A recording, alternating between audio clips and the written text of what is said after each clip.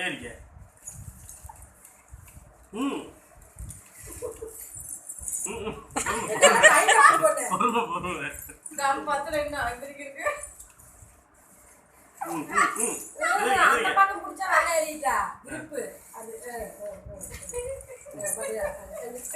நீ ஆட்டாத நம்பியா நல்லா சொல்லுங்க.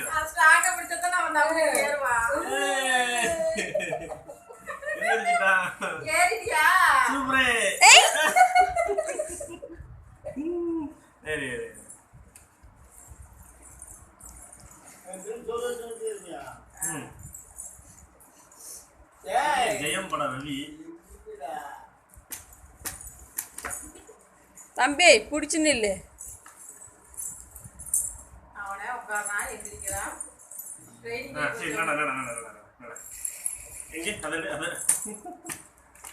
காலை வெளியே வைக்கிறா.